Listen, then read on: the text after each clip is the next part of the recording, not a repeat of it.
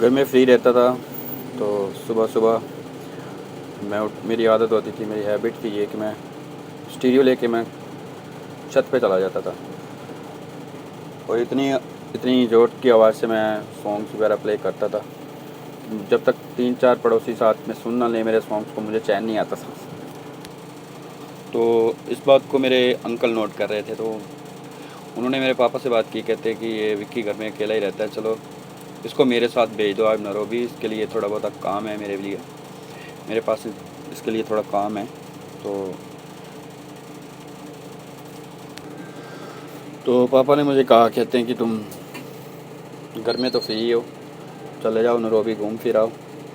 तो मैंने उनको मना कर दिया, मैंने कहा नहीं, मुझे I don't like the black peoples, मुझे बहुत डर लगता था काले लोगों से। तो मैंने कहा नहीं, मैं नहीं जाऊँगा। किसी तरह जिद करके वो मुझे साथ ले गए। तो जब हम नैरोबी पहुँचे, एयरपोर्ट पे देखा मैंने, बाहर निकले एयरपोर्ट से, एयरपोर्ट वाला एरिया तो मुझे बहुत अच्छा लगा।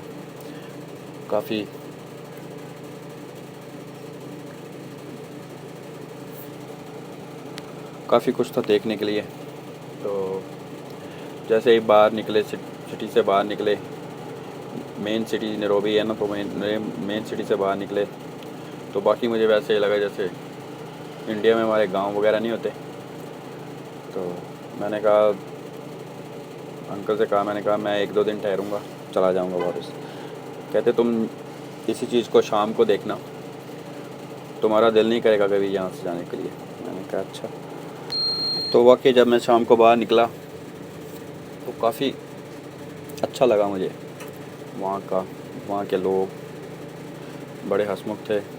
खेल वहाँ पे खेलते थे हम लोग, बिलियर्ड पूल वगैरह हम खेलते थे, और शाम को पार्क में घूमने जाना। तो वहाँ पे बिजनेस था अंकल का, कुमार एंड कुमार सन की कंपनी के नाम से, हैंडीक्राफ्ट्स वगैरह बनाते थे, ये जिराफ वगैरह, एलिफेंट वगैरह, एबनी वुड, रोज़ वुड के सारा सामान ये जो है वो यूरोप को अप्लाई करते थे वो। तो 1-2 दिन तो मुझे और लगा, क्योंकि जानवरों के बीच वो होते तो नकली ही थे, लेकिन वहाँ पे सोना तो ऐसा लगता था जैसे रात को डर जाता था मैं कई बार उठ के। तो फिर हम लोगों ने धीरे धीरे उनकी पैकिंग करनी सीखी। तो 3-4 और लड़के थे मेरे साथ।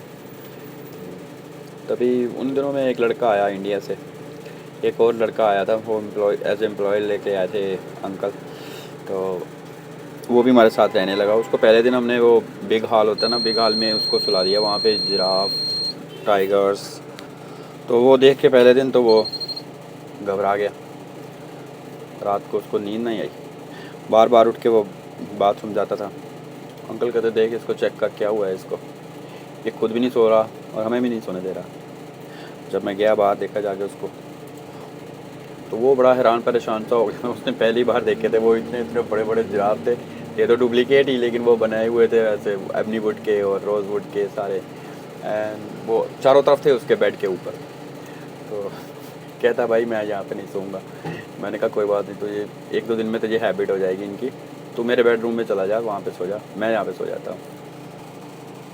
तो ऐसे हमने धीरे धीरे वो काम सीख लिया। फिर हमने बाहर की कंट्रियों में जाना शुरू कर दिया उनको, जैसे जर्मन वगैरह, इटली वगैरह, फ्रांस, स्पेन, ग्रीस। वहाँ पे हम सारा माल ये सप्लाई करते थे, बाई शिप भी जाते थे, बाई एयर भी जाते थे। तो इजिप्ट,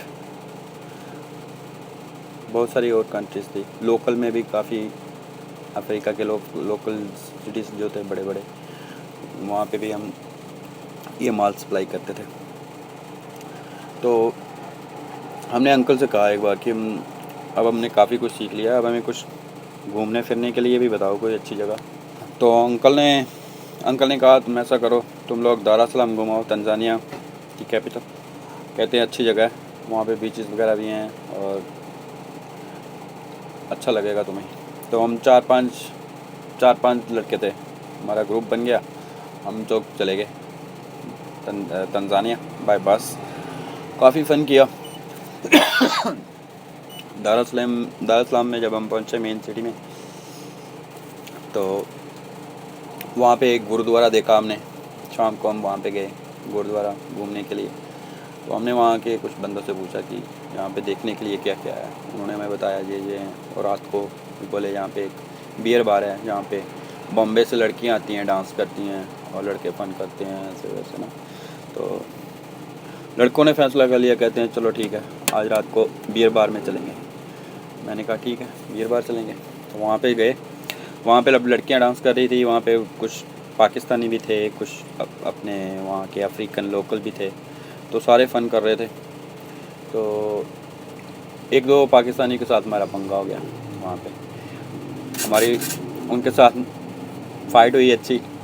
तो वहाँ पे जो बाहर वो बॉडीगार्ड खड़े थे लोग, उन्होंने पुलिस को कॉल कर दी। तो मैंने उनको बोला, मैंने कहा उन्होंने पुलिस को कॉल कर दी है, अब चलो यहाँ से भागो।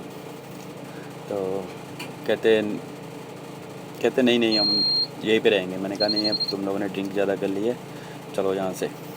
तो हम जैसे ही बाहर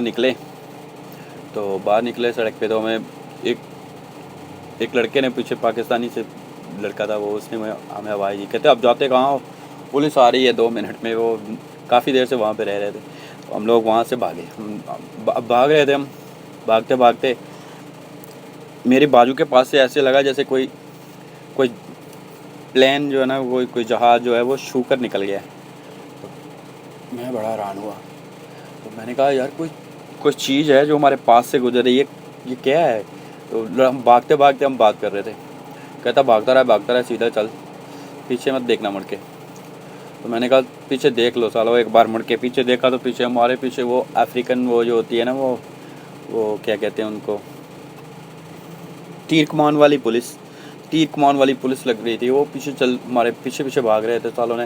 वो अफ्रीकन ड्रेस पहनी हुई थी वो तो वो ऊंची आवाज़ में कुछ बोल भी रहे थे। तो मैंने कहा यार पीछे वो तीर छोड़ रहे हैं सालों, कोई भी एक तीर लग गया ना सही जगह पे तो मारे जाओगे।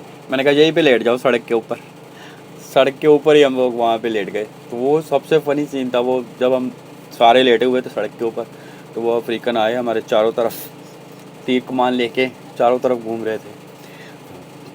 मैंने कहा यार हमने कौन सा इतना बड़ा क्राइम किया, छोटी मोटी फ़ाइट ही तो हुई थी। तो उन्होंने हमें उठाया, आगे लगाया, कुछ भी हथकड़ी भी नहीं लगाई, ऐसे ही तीर कमान लेके हमारे पीछे हम आगे हमको ले गए पुलिस स्टेशन में। तो वहाँ पे हमने रात रखा। तो रात हम वहाँ पे जेल पे ही रहे। तो अगले दिन हम वापस नैरोबी आ गए। तो अंकल ने पूछा, कहते हैं कैसा रहा तुम्हारा टूर। हमने कहा ठीक रहा। हमने नहीं कुछ भी बताया कि ये बस